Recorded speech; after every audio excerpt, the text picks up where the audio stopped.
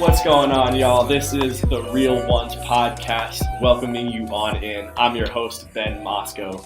Brought to you by Project FILO. We're recording this one live from Sound Space Studios, one of our first at the new space. Really excited to have D3WON on the show today. Hey, how's it going? D3WON, a producer and writer. Those were your responsibilities for the most recent project, Symphony, which dropped late 2020. I gave it a listen and I was very impressed. You know, like I talked about sort of like the technical aspects of production on September's Baby on a recent episode.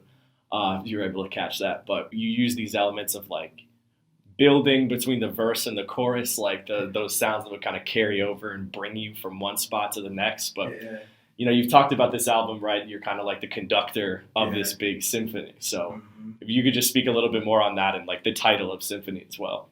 Like you said, I kind of look at myself as a conductor. There's so many people involved in the making of my album, like from singers to writers to producers to rappers to engineers and musicians. It's everybody. And I kind of take on the role of, okay, and it's different for every song. Like some songs I'm rapping on, and then you get songs like The Look where I don't have a verse on it at all. That was just a situation where I got a beat from my co-producer Dougie, and I got with Console, and I was like, hey, here's the main concept.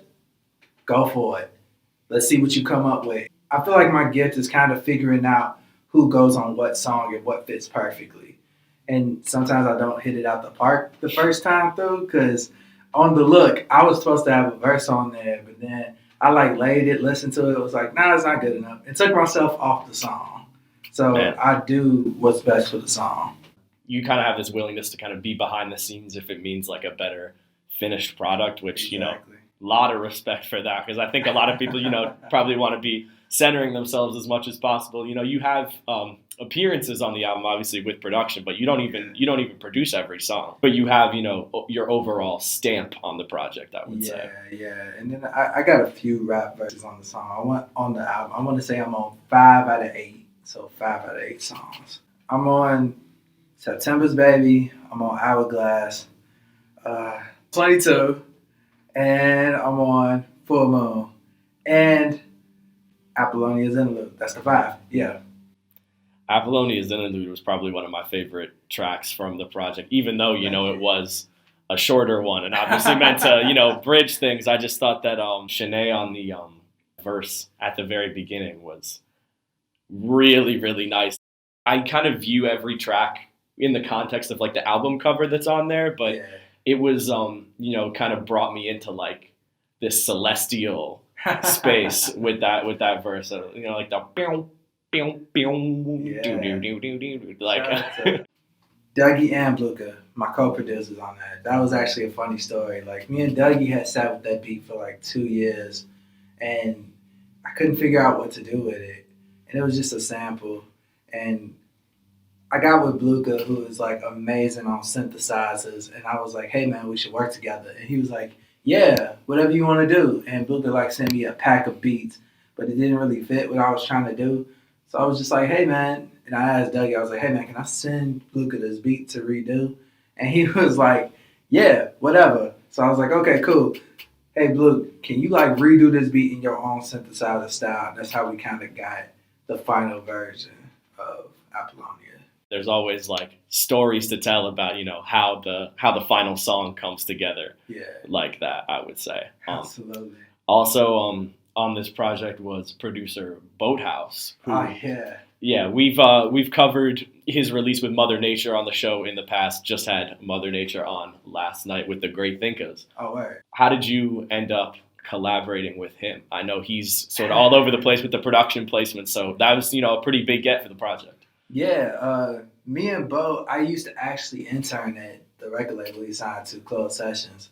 That's where me and him like met, and you know, me and Bo linked up shortly after that, and I was just like, hey man, I have this idea for a beat, like can we sit together and make beats? And me and Bo sat for like 2 days and made a beat, and I gave him the Tracy Spencer sample, and that was the first beat we made. So it was like 2 days worth of beats, and okay, let's go back to the first one. So yeah, me and Bo had a really great time. It was all great. And that's how we linked up. We've been cool ever since, and it was such an honor working with him. It was super dope. It's interesting. I interned at Goat House Studios a little earlier into this year, so I definitely understand like the music studio internship experience. I think a lot of what I was doing was little menial tasks, like because I didn't engineer or anything. Like I was kind of on the marketing side of it, so I was doing shit like taking out the trash and sweeping the floors and stuff. But what was your experience like at closed sessions as an intern? It was great. I was like you. I was more on the marketing side of things. I wanted to just kind of learn how to market my records because I feel like a lot of people put songs out, but nobody really knows how to market. And I got to give CS their credit on that. They really taught me like how to build a team, who to reach out to, how to make it as big as possible, the overall goal of things. I think people kind of forget that. They kind of go and do the song and then put the song out and then that's it. It's like, nah, it's got to be more to it. And then you also got to spin it your own way. Can't do it like everybody else. I found my niche. Hopefully people can kind of figure out that niche and then the music just becomes greater from there. But the coolest thing I did with them was when we were at Pitchfork. And we had to like work the tent. And that was my first time ever being at a festival. So to see the stage, to be at the merch table, to talk to all these different people, it kind of helped me. Like I already know how to talk to people now, but it helped me how to relate to more people. That's the word I'm looking for. So, it's all people who love music and it's a connecting power with that I'm super hyped about. How do you approach a situation like that where it's a music networking situation? Like what do you say about yourself? How do you market yourself? I love marketing, but I'm not the best at going up to people and be like, hi, I'm a producer. How are you? I really would prefer like if my work kind of speaks for itself in a way because I hate to be like the huff dude that's just like, look at me, I'm a rapper. Look at me, I'm a producer. So really, I try to get to know people on a personal level first. And then like if something works out, I go, okay, well, let's try to work together. Let me try to get to know you. Let me try to hear your sound, understand what you're going for, and adjust myself accordingly. And go, okay, let's figure out how we can meet in the middle. And that was kind of the case for all the artists on Symphony. It's not like one direct way of getting to every artist. It was always like different stories with different people. Double-digit collaborations on this record in just 8 tracks. So obviously, that requires a lot of relationship building and just trying to get all those together. What do you think makes for a successful collaboration? Being open. That is the biggest thing, being open. Because there are things and ideas that I have that if I'm so married to what I want to do, I won't hear out the artist. And then if you don't hear them out, that's an opportunity missed. You could be doing something completely dope if you just open your mind. But if you're so married to the ideas that you have, you never know what you lost. So my whole thing is being open. Yeah, just being as open as possible. I was looking at, sort of like the highlights on your Instagram story and all that, like sort of the recording sessions for this project took place, like some of them like way back in like the summer of 2018. So like that was a while ago. So what was like behind the decision to release it when you did? I just wanted to make sure it was done. I'm a huge fan of just making sure something is right because like you said, I don't really drop too often. Right. So my whole thing is if I'm gonna drop, it has to be fire every single time. I owe the people that because I don't drop so frequently. It's not like, I drop every 3 months, every 2 weeks or whatever. Because, people who drop frequently, there's nothing wrong with that, but people have more to look forward to. For me, it's just kind of like, okay, if I feel like something is right and I really feel like it's right, okay, let's put it out. And trust me, the artist who was on this album was probably thinking before I sent out that huge mass text, like, the album is done. They probably was like, yeah, we did this thing and it never worked out. It was a long process, but I was glad it kind of happened. And ironically, in the COVID, it happened and finished.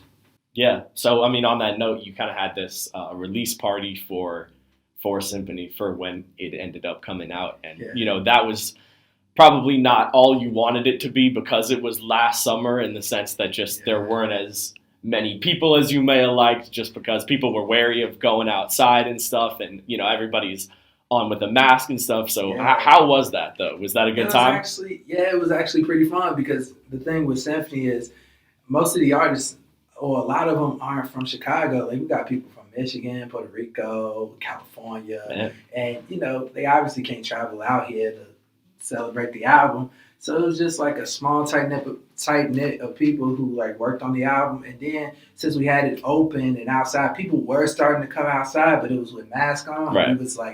We was in Logan Square down at the Comfort Station.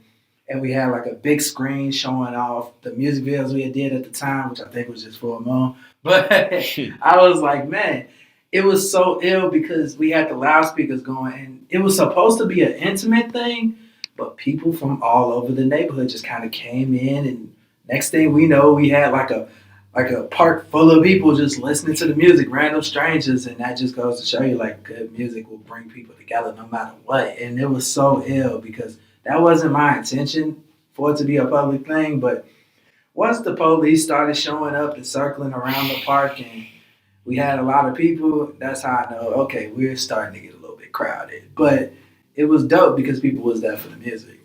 Honestly, in that situation, the police rolling up probably means you had it pretty popping. So I would consider that a win, honestly, even if, things did end up getting shut down. And I also just remember last summer being like oh, what's that? Anything at all is going on? Oh, it's outside. Oh, I can, go over there with a mask and probably be okay. Yeah, I'm going to go. Like it was sort of like a fuck it sort of thing just because there were so few things going on. Exactly. And now a quick word from our sponsor. This episode is sponsored by GB Mystical and GB Mastering, offering boutique recording mixes, mastering, and audio post-production at competitive rates and based in Chicago. We focus on serving our clients quickly and professionally without breaking the bank. Are you an artist trying to make their next song pop? Don't second guess. Make it sound right. Contact at GB Mystical on Instagram or check out gbmystical.com for audio examples, his original music, and more. That's GB Mystical, mystical.com. And again, most of the booking happens on Instagram. So that's GB Mystical on Instagram to lock in your mixing and mastering services today. Back here on the Real Ones podcast, this is your host, Ben Moskow. Podcast brought to you by Project FILO. We're here with D3WON, Chicago artist. And, where we left off, we were talking a little bit about the steps in between, you have all of the recording stuff done, I would say. Okay. And then the final release. So there was a little bit of a gap. So you were just sort of fine tuning everything. Was that like sort of a perfectionist type of thing, or? Essentially, to be honest, it was a money thing. Yeah. I was trying to get the bread to pay for it because the cool thing that I'm proud about Symphony is I worked with all the best engineers in Chicago to get it to sound as clean as possible.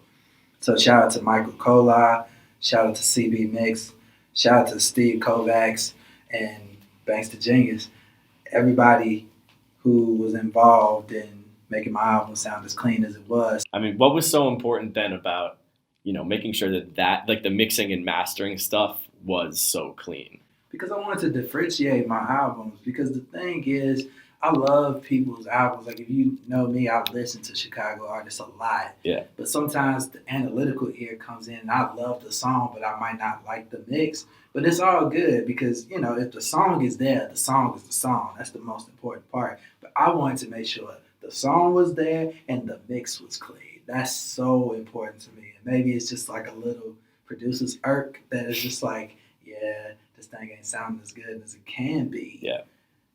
That I just wanted to make sure my album was one of the cleanest things out there sonically. And I definitely do notice that. Like for an album that's not necessarily, gained in immense traction, I would say yet, but is getting there. Yeah. It's definitely very clean and very polished. Funny you bring up Michael Kolar. So I was confused at first because this place is called Sound Space, and there's a place a little down the road called Soundscape. Yeah. So that's where he works and does all that. And so I was like, are these the same thing? Are these two different things? I finally figured it out. This one is Sound Space, and then there's another studio, literally less than 5 minutes away. That's like an actual, production studio instead of these like stalls and rooms and stuff. Called Soundscape. Yeah. But Michael Kolar has some, great credits. So. On the mixing of this album, he really sat with me and was like, this is what makes this dope, and explain the mixing process. Because before then, I used to just kind of give my songs to engineers and just be like, all right, let me know when you're done. This time, it was like, nah, let's sit in, let's really figure it out. So shout out to him being such a great mentor. Yeah.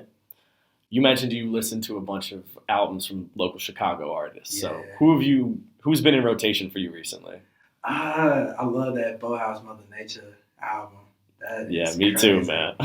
I like Femme Diet, but also, a lot of Chicago artists, they ain't really releasing albums, they releasing singles. So the singles are really dope. Like, I love this single by this girl named Noelle called For Good. I love, like, a Johnny's, it was an old single he did, but it was called Kiwi, and I love that. So many good people. Console, their EP is on repeat all the time. I love them. So shout out to them, POV. That is such a great album.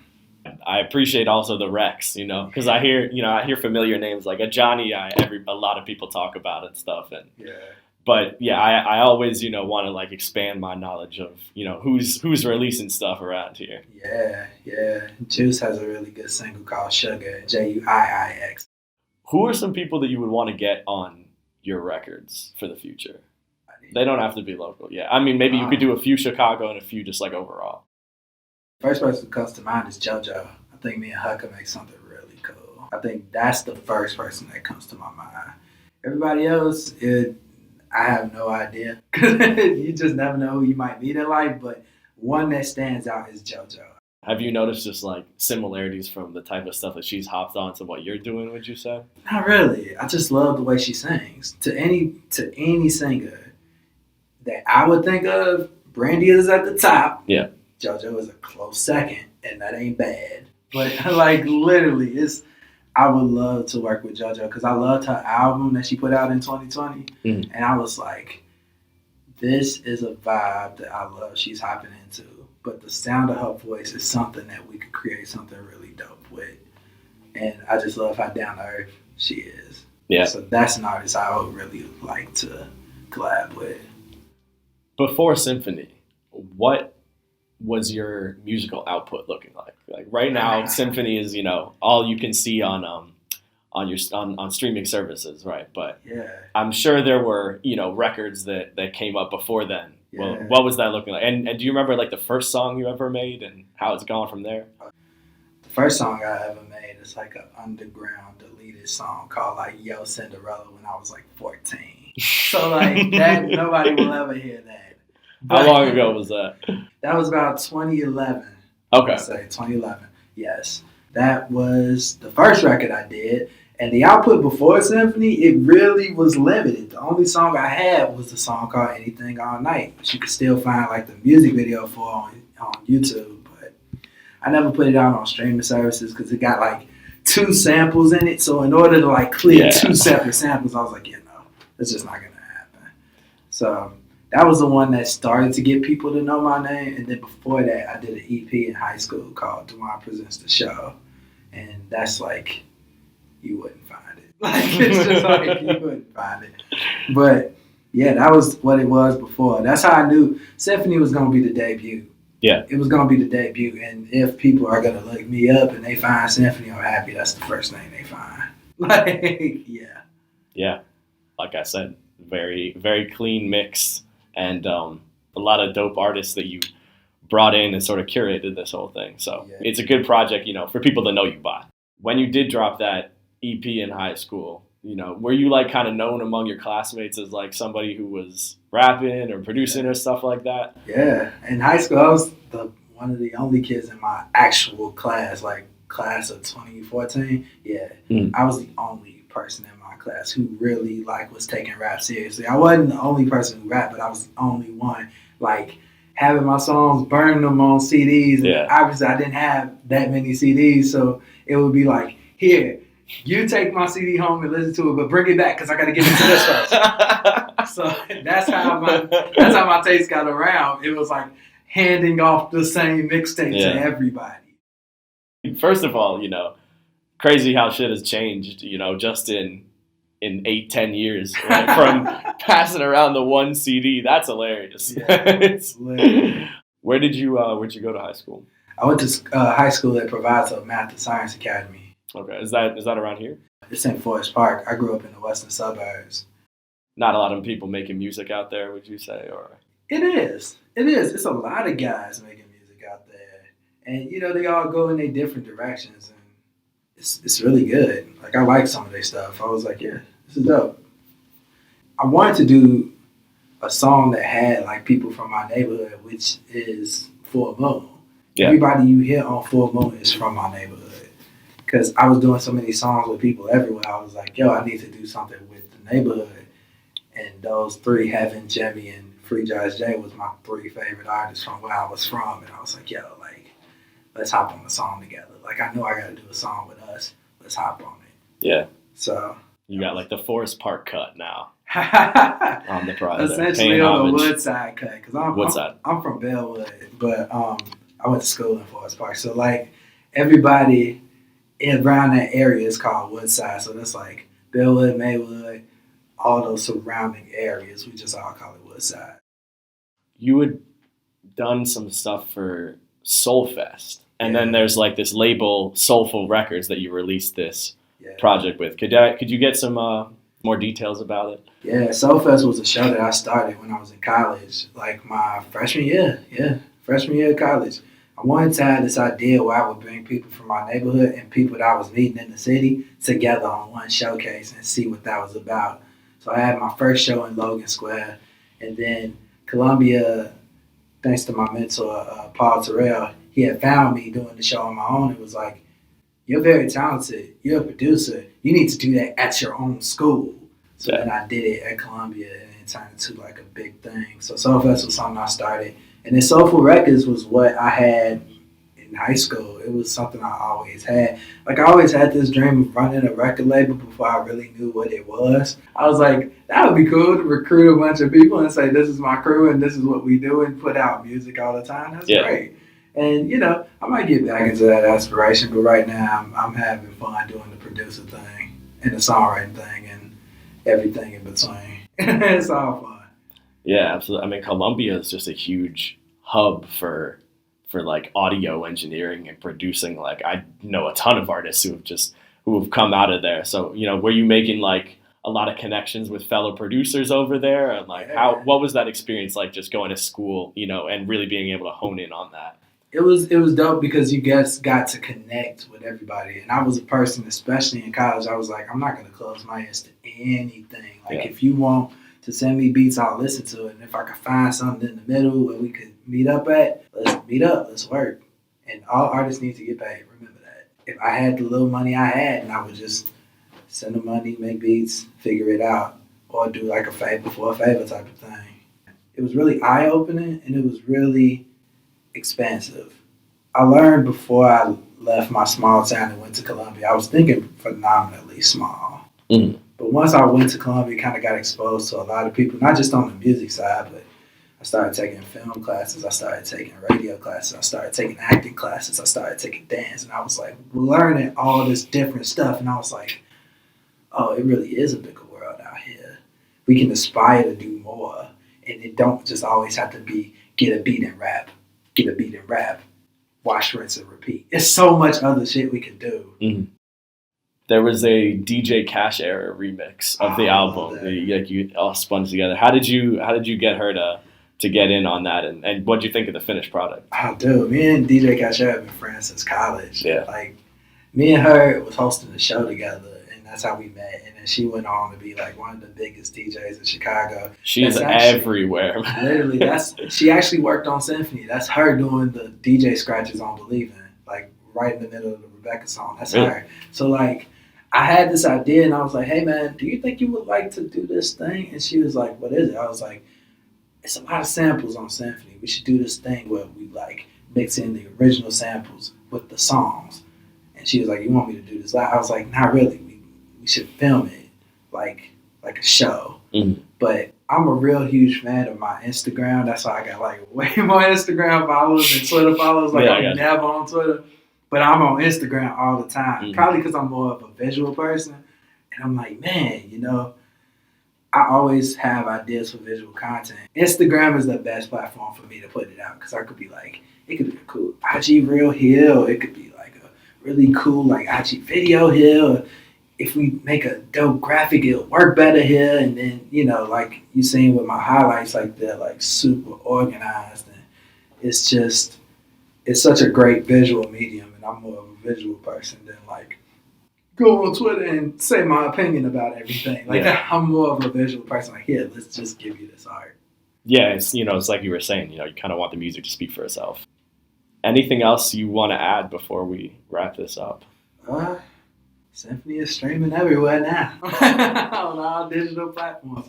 Watch that Believe in music video. Yeah. That's something. If the people want to listen to that, I'm so proud of that video. Like, it took us like 2 days to make it. And we was like in the sand dunes, and I had sand in my eyes for like 2 days.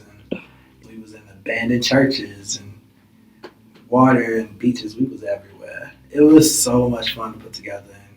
And no, people, if you're asking, I'm not in the video. I'm not in the video at all. But it was dope to be an executive producer of something visual. Yeah. It makes me think of something I would like to do in the future. Mm. I guess sort of on that note, like, all of the records on here have collabs and stuff. Do you intend to like release anything that's just you at any point? I thought I did, but then like I would start to do it and it wouldn't come off as great. And then I think it's a big part of taking the ego out to doing what is best for the music. And I learned that I'm really good at finding the collaboration, finding the collective rather than just doing the one thing by myself. And that's not to say no. I would do it if it came the right time with the right situation with the right producer and the song popped in my head. Right. Then I would do it. I wouldn't have no problem doing it. But for right now, I enjoy the collaboration aspect, and I think that's what I'm put here to do, to be the conductor rather than the main brass player. So, yeah. D3WON, the conductor, here on the Real Ones podcast. I'm your host, Ben Moskow. This has been an interview from Soundspace Studios. What's happening, everybody? This is your boy D3, a.k.a. D3WON. You're listening to the Real Ones podcast. Peace.